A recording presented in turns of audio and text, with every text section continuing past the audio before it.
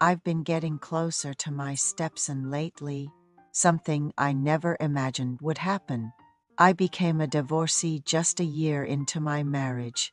It turned out my ex-husband had been seeing someone else all along, and I was the only one in the dark. He had been with his girlfriend for a long time, but his family opposed their relationship. Unaware of all this, I happily went ahead with the marriage. I never snooped on his phone when we were dating. It just seemed natural for a man and woman of marriageable age to meet and start a family. However, problems started surfacing during our honeymoon. My husband kept stepping out, and when he returned after a while, his expression was bitter. I would have understood if he just went out for a smoke, but his demeanor was unusually gloomy for a newlywed, and he wasn't affectionate towards me at all.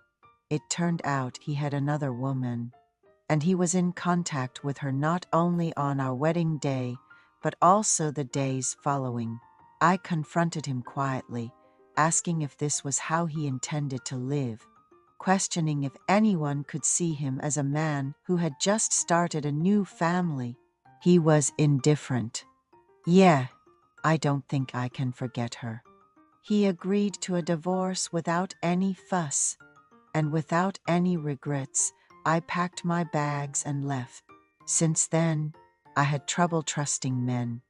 Although it's gotten better, there was a tendency to look down on divorcees. So, I never mentioned that I was a divorcee or that I lived alone unless asked. I didn't open up about my situation unless someone inquired. But there was something different about the man I was introduced to later. At least, he didn't seem like he would cause trouble over another woman. I met him in my early 40s. He was raising a college-aged son. His son was also gentle and handsome. When I got divorced, I was in my late 20s, a time when many of my college friends were getting married and starting families. Looking back, I experienced both marriage and divorce during what many consider the prime years of one's life. It wasn't until over a decade later, in my early 40s, that I met my current husband. He was a divorced man raising his son alone. His voice alone conveyed his kindness, and he had a friendly and welcoming demeanor. However, I soon discovered that, much like my first husband, he had a weakness for the attention of other women.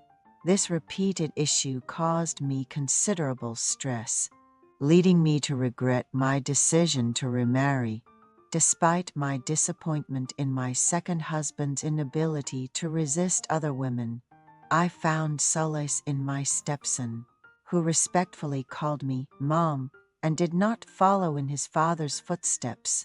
He was a bright college student, cheerful and insightful, which made me proud of how well he was raised, seemingly in spite of his father's example.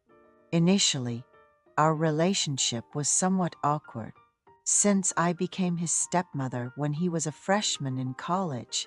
However, he grew on me as he shared memories while looking through photo albums, watched TV with me, and prepared late-night snacks when his father came home late. His attentive behavior made me feel wanted in the household, and over time, my fondness for him evolved, confusingly seeing him as more than just a stepson. Despite these feelings, I reminded myself of the impossibility of them. As a successful freelancer, I was financially independent and didn't need to rely on a man, but I couldn't bear the thought of hurting my stepson, who had come to see me as a mother figure. My son once mentioned while looking through an album, "Mom left us for some reason when I was deep in my teenage years." He still doesn't understand why his mom decided to divorce.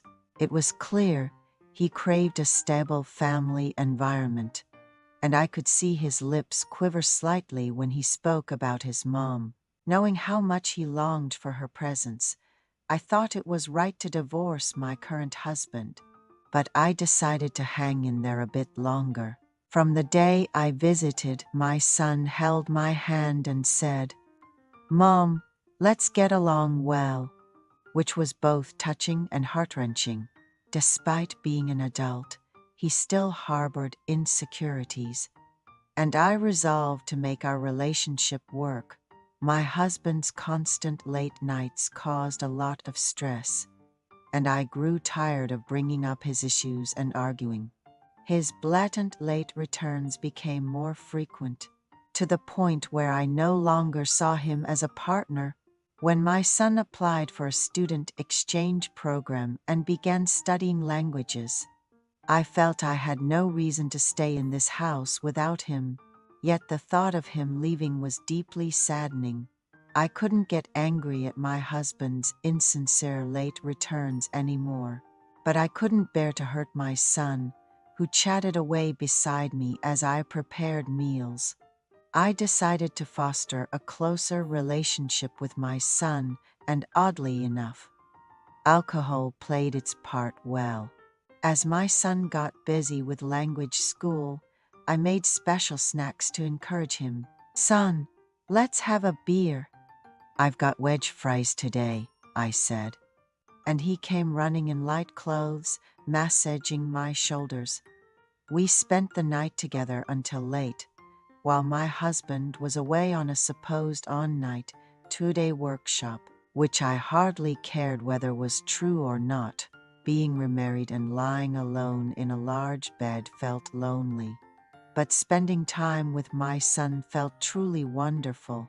He said in a shy voice, "Mom, this is a first for me, too," which I replied, "Mom doesn't know much about men either, just got older," as I stroked his back. Since that day, I've been unable to let go of my son's reaching hand.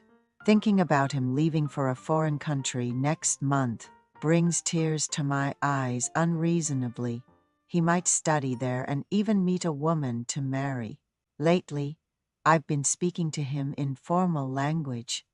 At first, he was surprised, but soon he listened attentively with a proud face. To be parting ways with such a thoughtful and deep son.